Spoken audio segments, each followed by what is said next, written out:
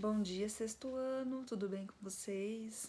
Hoje, dia 1º de junho já, ó, chegando no meio do ano já. Como o tempo tá passando rápido, é nosso segundo trimestre. Eu deixei um trabalho para vocês fazerem na plataforma. Eu espero que todo mundo tenha conseguido fazer esse trabalho, tá? Tem valor 1 ponto. Eu vou sempre deixar trabalhos para vocês, para compensar, tá? O nosso conteúdo. E hoje eu vou fazer uma revisão do nosso capítulo 6, porque eu vou deixar outro trabalho para vocês fazerem, tá? É importante que vocês prestem atenção, que vocês sempre façam trabalho. Eu vi que alguns alunos ficaram com um pouco de dificuldade no capítulo 6 a respeito dos indígenas no Brasil. Então eu vou falar de novo a respeito desse capítulo, tá? Bom, vamos lá para a página 298, vou fazer uma revisãozinha com vocês. Nossa pauta continua sendo o nosso capítulo 6, a respeito dos indígenas no Brasil. Vamos lá, na página 299. Nosso país, muito tempo antes de ser chamado Brasil, já era habitado por milhões de indígenas. Esses povos, tinham organizações sociais diversas, assim como costumes, tradições e línguas diferentes. Vamos conhecer alguns desses povos a fim de sabermos como é rica a diversidade cultural do Brasil. Ou seja, que nem eu falei para vocês, que nem a América espanhola, a América inglesa, aqui na América portuguesa, aqui no Brasil, sempre existiu os povos indígenas, né? Então vocês imaginam só como que foi o choque cultural quando esses europeus acabaram chegando no Brasil, né? Como que foi para esses povos indígenas que tinham todo o seu costume, tinham toda a sua questão de muitos andarem nus, da questão da caça, da pesca, e ter que se encontrar com um povo com uma cultura totalmente diferente, que são os povos europeus, né? Ver aqueles povos todo coberto, né? Aquele povo todo cheio de vestimentos, tudo muito novo para esses povos que já existiam aqui no Brasil há muito tempo, né? Há muitos e muitos anos atrás, né? Então foi realmente um choque cultural que os indígenas acabaram tendo, né, com a chegada dos europeus, né? Como nós vimos, né, na página do 300, eu falei para vocês a respeito do povoamento do Brasil, nós estudamos bastante, né, nos capítulos anteriores da nossa apostila, a questão do povoamento da América, né, que nós vimos que na América já existiam pessoas há mais ou menos 50 mil anos atrás, já existiam muita gente, né, e aqui a respeito do povoamento do Brasil, né. Conforme vimos, né, no capítulo 3, os seres humanos chegaram ao continente americano há milhares de anos. No Brasil já foram encontrados vestígios dos primeiros habitantes em diferentes regiões do país. Esses vestígios indicam que os indígenas que aqui viviam tinham diversos modos de organização social e culturas muito diferentes. Nós falamos a respeito dos paleoíndios, lembra que eu falei para vocês, né? Que por volta de 12 mil anos atrás o Brasil era habitado por povos chamados paleoíndios, né? Eles eram caçadores, pescadores e coletores de raízes e frutos. Eram os primeiros, então os primeiros, indígenas, que viveram aqui no Brasil. Entre os vestígios arqueológicos dos povos paleoíndios, foram encontrados algumas ferramentas, utensílios, objetos cerimoniais e fósseis para comprovar a existência desses povos que viveram no Brasil, Na região do município de Lagoa Santa, lá no estado de Minas Gerais, foram encontrados milhares de fósseis de seres humanos e de animais de megafauna, Animais de grande porte, foram encontrados bastante. Até falei para vocês que os paleoíndios aqui da América do Sul, diferente da América do Norte, eles se alimentavam de animais de porte menor, alimentavam mais de sementes, de frutos, Diferente do que acontecia com os paleoíndios da América do Norte, que eles eram acostumados a caçar animais de grande porte, Falei para vocês a respeito da megafauna brasileira, A megafauna é o nome do conjunto de animais de grande porte, já extintos, que conviveram com os seres humanos, extintos é que não existem mais, na pré-história, São exemplos de animais da megafauna: o mamute, o leão das cavernas, o rinoceronte gigante. No Brasil foram encontrados fósseis de animais de megafauna que conviveram com os paleoíndios entre 12 e 14 mil anos atrás, para vocês terem ideia, como um mastodonta, né, a anta gigante, o tatu gigante, o tamanduá gigante. Então você imagina, né, encontrar um tatu gigante, como que deveria ser, né? O tigre de dente de sabre, a preguiça gigante, xenorinotério, não sei pronunciar direito, um mamífero quadrúpede de 2,5 metros que pesava cerca de 800 quilogramas, para vocês terem uma ideia, o tamanho da megafauna que existia aqui no Brasil, né, que conviviam com esses paleoíndios que viviam aqui. Falamos a respeito dos povos de sambaquis, né, que eu falei a respeito do que é o sambaqui, né, que é o amontoado de conchas ou amontoado de ossos, né, que às vezes formam coisas muito altas, às vezes é pequeno, né. Falei a respeito desses povos que eles foram os primeiros habitantes, né, do Brasil. Estão os povos de sambaquis, que viviam principalmente nas regiões do litoral, né, mas o que são sambaquis? Falei para vocês, né, que é uma palavra de origem tupi, significa amontoado de conchas, né?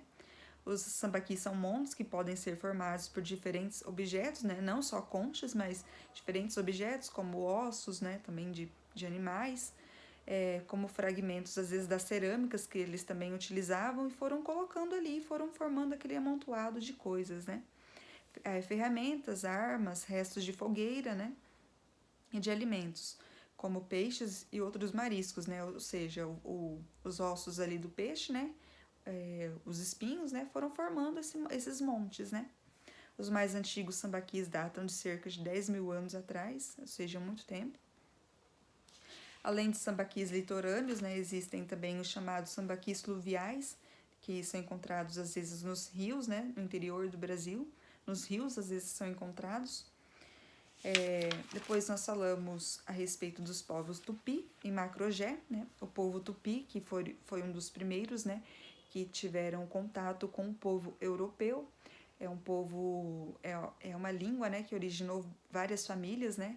É um dialeto, um tronco linguístico que originou vários outros troncos linguísticos. Foram os primeiros povos ali que tiveram contato com os europeus. A região deles, né, de origem é a região amazônica. Mas quando eles tiveram contato com os europeus, eles já tinham migrado para as regiões litorâneas do Brasil, né? O Tupi fazia parte do tronco Tupi, a língua dos indígenas Arará, Guarani, Potiguara, Tupinambá, entre outros. Por volta de 2 mil anos atrás, seguindo o curso dos grandes rios. Alguns desses povos migraram da Amazônia para outras regiões do Brasil, ocupando principalmente o litoral. Ou seja, né, quando chegaram os europeus, que nem eu falei para vocês, esses povos que são da região amazônica, eles tinham migrado ali para o litoral já, né? Falamos a respeito dos povos Macrogé, né? Que é um tronco linguístico também, né?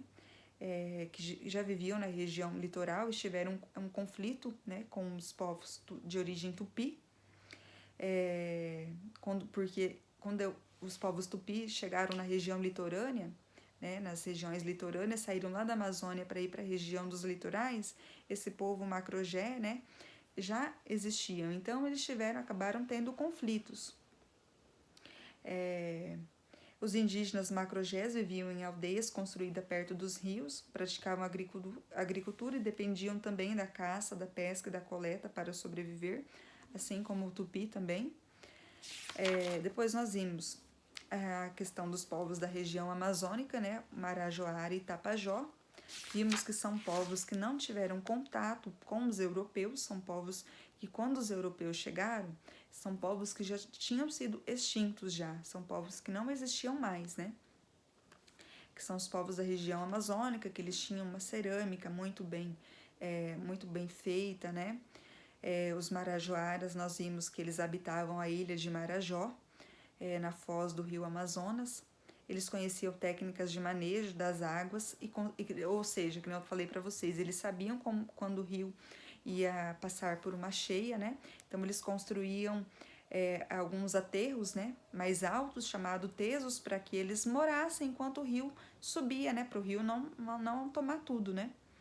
Os tesos tinham tamanhos variados, né, e além de serem usados para habitação, podiam servir como cemitérios e centros cerimoniais. Entre os vestígios dos Marajoaras estão principalmente os artefatos de cerâmica, como funerárias, tigelas, vasos, enfeites corporais, estatuetas, né? Depois nós vimos a respeito dos povos Tapajó também, que são povos que foram extintos também. Os Tapajós viviam na região da foz do rio Tapajó, no município de Santarém, no Pará, por volta de 1000 anos atrás.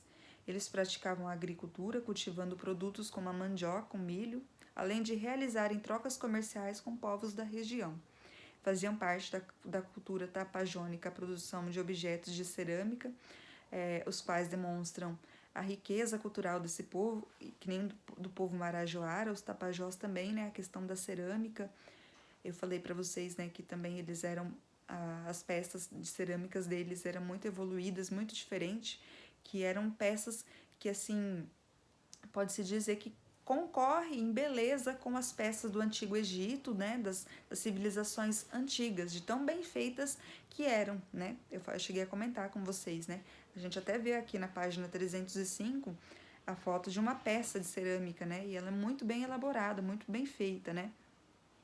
Ela foi encontrada na região de Santarém pelos arqueólogos, né, essas pessoas que trabalham em busca de vestígios de outras civilizações que já existiram.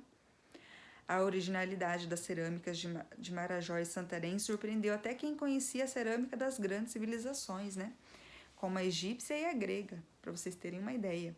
Alguns arqueólogos acreditam que ali no meio da floresta amazônica, a cerâmica tinha sido inventada ao mesmo tempo que em outras partes da Terra, sendo das mais antigas do mundo, ou seja, tanto em beleza quanto tempo. Talvez essas cerâmicas foram inventadas até mesmo quando existia a civilização do Antigo Egito, da Grécia Antiga, essas cerâmicas já estavam sendo inventadas já, né? Concorre com a mesma quantidade de tempo, né? São cerâmicas muito antigas. Bom, aqui na página 307, né, nós vamos ver a questão da cidadania no dia a dia, diversidade cultural, indígena na atualidade. Nós vemos que, infelizmente, os povos indígenas ainda sofrem muito preconceito, né? Ainda têm as suas terras muitas vezes tomada, né, por agricultores, né? Aqui na página 307 nós vamos ver que alguns dos povos que estudamos nesse capítulo já não existem mais. Outros, porém, resistiram à dominação portuguesa e continuaram vivendo no Brasil. Entre as etnias indígenas que sobreviveram, a maioria teve seus costumes e seu modo de vida profundamente alterados após o contato com os europeus, né? Eles acabaram, que nem eu falei para vocês no comecinho, acabaram tendo, infelizmente, esse choque cultural com os europeus, né? Ter que você lidar com um povo com uma cultura totalmente diferente. É a mesma coisa, nós moramos no Brasil e chega um povo diferente para dominar a gente, com outra cultura, outro estilo de vida. Como que vai ser? Nós vamos conseguir nos adaptar? Talvez sim, mas nós vamos sofrer um choque cultural. Aqui fala que, mesmo assim, muitas tradições foram mantidas e até os dias atuais refletem a enorme diversidade e riqueza cultural desses povos, né?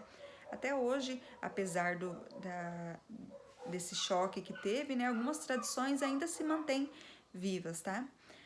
Algumas vezes nos referimos aos povos indígenas genericamente como índios, porque quando falamos índios, estamos nos referindo a grupos que se reconhecem como semelhantes em alguns contextos. Apesar das semelhanças que podemos notar entre vários povos indígenas, quando eles se comparam entre si, reconhecem suas diferenças, pois prestam atenção nas particularidades de cada grupo. Ou seja, cada grupo é índio. A gente tem o costume de falar, é tudo índio. Mas não é tudo índio. Cada grupo indígena tem o seu costume, cada etnia indígena, né, tem a sua tradição, o que continua assim, preservando, né? Cada um tem o seu jeito, né? Não é tudo índio, é tudo igual. Não, cada um tem a sua maneira, a sua tradição, que ainda é existente, e nós temos que respeitar.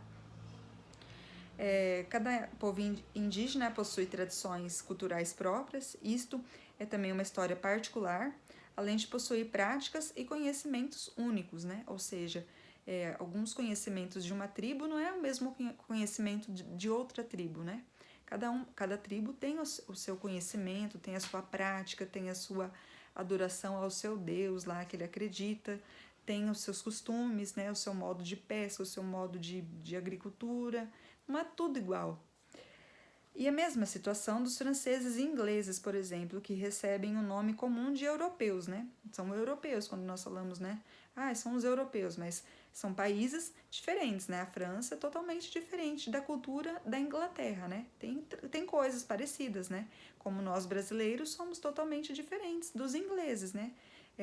Nós temos a nossa tradição, a nossa cultura, o nosso café da manhã, o nosso almoço, nossa janta, nosso café da tarde é totalmente diferente do que eles costumam comer em outros lugares, né? Então, são diferenças, infelizmente, não são muitas vezes respeitadas, né? Ainda que apresentam diferenças entre si, falam línguas diferentes também. Têm festas, costumes e hábitos diferentes. É por isso que não podemos dizer que existe uma única cultura indígena, nunca. Referirmos como uma única cultura indígena, porque são várias culturas indígenas, são vários tipos de culturas indígenas, né? Cada comunidade tem o seu modo de ser. Existem, portanto, muitas culturas indígenas e todas têm que ser respeitadas. Inclusive aqui em Maringá tem também, né? Alguns indígenas, né? Tem até a comunidade deles, né? Eu já ouvi falar. Eu queria até um dia talvez conhecer, deve ser bem interessante. Nós encerramos o nosso capítulo por aqui, né? Eu vou colocar algumas questões na plataforma. Depois eu vou deixar um trabalhinho para vocês fazerem, né? Vou explicar certinho como que vai ser feito esse trabalho, para que dia que vai ser, ok? E por hoje é só isso, tá?